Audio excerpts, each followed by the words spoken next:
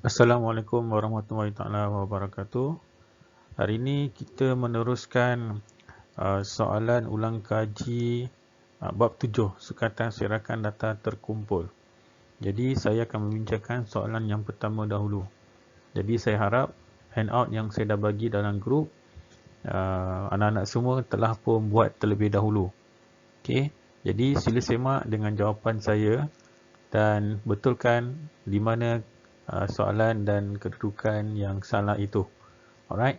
So kita lihat soalan yang pertama. Okey. So jadual 1 menunjukkan markah ujian matematik yang diperoleh kumpulan permata dan perdana bagi 40 orang pelajar di setiap kelas. Okey. So di sini dia nyatakan ada 40 orang pelajar. Berarti ini adalah kekerapan dia.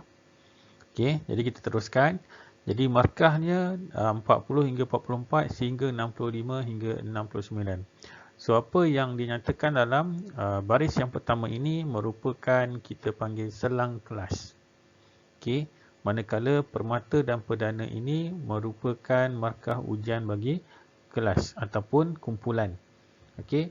So apa yang dinyatakan di sini 4, 3, 5, 11, 9 dan 8 ni merupakan nilai kekerapan bagi kumpulan permata dan juga perdana.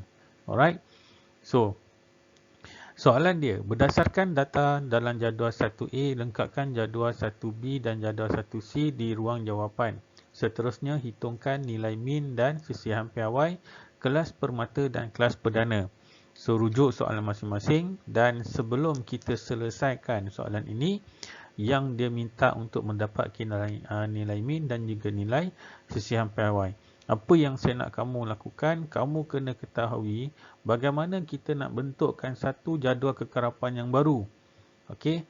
So dia mesti ada berkaitan dengan markah. So dia ini bukan masa, dia berkaitan dengan markah dan kekerapan. Okey. Yang kedua, kamu kena tahu apakah itu titik tengah fx, x kuasa 2 dan juga fx kuasa 2. Alright, betul kan ini bukan masa tetapi dia adalah markah. Alright, dan yang ketiga, kamu kena tahu apakah formula yang kita akan guna pakai di sini, iaitu variance, sisihan piawai. So variance ini termasuk di dalam sisihan piawai lah. Jadi di dalam sisihan piawai ini, maklumat-maklumat fx, x kuasa 2 dan juga fx kuasa 2 dan juga nilai min perlu kita dapatkan. Okey, so apakah nilai min? Nilai min adalah jumlah fx dibahagikan dengan jumlah f. So ini maklumat yang perlu kamu ketahui. Okey, pastikan ada jadual kekerapan dan dalam jadual kekerapan tu ada 4 perkara ini. Okey, dan kamu tahu bagaimana nak guna formula dan juga formula bagi min ini. Okay, ini formula bagi sisihan piawai. Alright. So, apa yang perlu kita lakukan untuk kelas permata?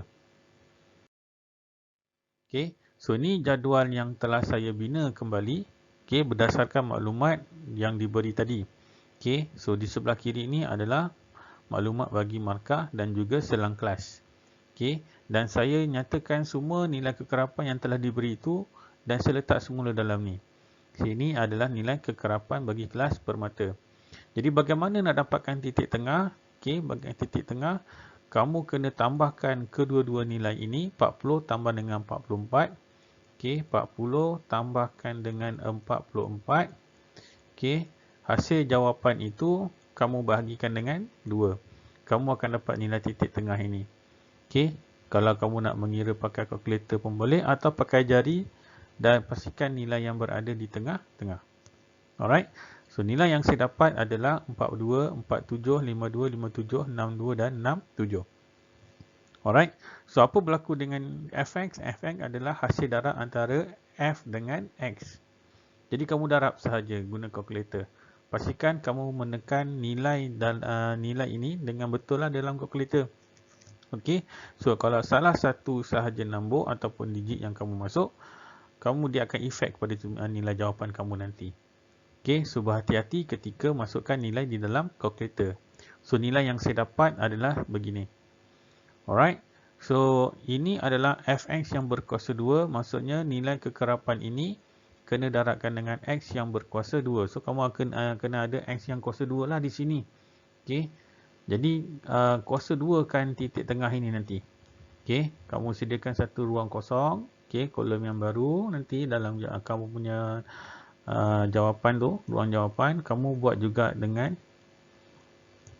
X yang berkuasa 2. Hasilnya, kamu darabkan kedua-dua ini, kamu akan dapat nilai di dalam ini, iaitu Fx yang berkuasa 2. Okey, so jangan lupa kena ada jumlah bagi nilai-nilai Fx kuasa 2, nilai kekerapan dan juga nilai Fx. Kita kena jumlahkan keseluruhan ini. Okey, nyatakan di bahagian bawah itu nanti. Alright. So, apa yang saya dapat maklumat di sini, nilai bagi kekerapan adalah jumlahnya 40. Okey. Jadi, jumlah bagi kekerapan didarabkan dengan X iaitu 2290. Okey, saya dah jumlahkan. Dan yang ketiga, saya jumlahkan Fx yang berkuasa 2. Saya dapat 133450. Alright. So, maklumat-maklumat ini akan saya guna pakai di dalam formula untuk mencari sisihan piawai dan juga min. Alright. So, yang pertama, saya nak dapatkan nilai bagi min. Okey, jadi jumlah Fx bagi dengan jumlah F.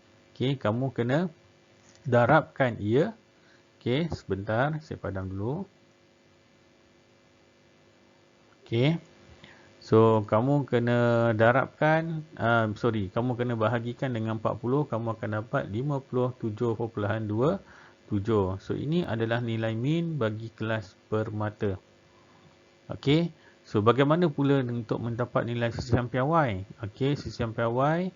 So, saya guna jumlah Fs yang berkuasa 2 ini dibahagikan dengan 40. Okey. Dan ditolakkan dengan nilai min yang berkuasa 2. So, kalau kamu nak buat terus dalam kalkulator boleh, sila pastikan ada kurungan ya. Okey, so berhati-hati ketika memasukkan nilai. Okey. So, nilai yang kamu akan dapat setelah hasil daripada punca kuasa 2 ini adalah 7.66. Ini adalah kelas permata yang mana min saya adalah 57.27 dan nilai sisihan piawai adalah 7.66. Okey. Jadi kita akan kira untuk kelas perdana. Okey. Jadi kekerapan yang tadi dalam jadual tadi saya nyatakan di dalam ruang inilah. Okey, dalam ruang ini maka saya dapat begini. Nilai jumlah kekerapan dia masih lagi yang sama iaitu 40. Okey. Bagaimana dengan titik tengah? Kamu kena kira dua-dua ni dan bahagi dua lah. Yang ni nilai yang samalah. Okey, Fx kamu darabkan kedua-dua nilai antara F dengan X. Okey, nilai F dengan S kamu darabkan, maka kamu akan dapat nilai Fx. Manakala Fx kuasa 2, kamu kena pastikan titik tengah ini kamu kuasa 2 kan ketika kamu masuk dalam kalkulator. Okey, kalau tak nak, kamu sediakan satu lagi ruang kosong di sini dan buat nilai khas untuk X yang berkuasa 2. Tak jadi masalah. Okey, so nilai yang saya dapat adalah begini. So, make sure that you must have the summation of the kekerapan. Nilai kekerapan jumlahnya adalah 40. Okey. So, jumlah bagi Fx adalah 2, 3, 6, 5. Saya dah jumlahkan.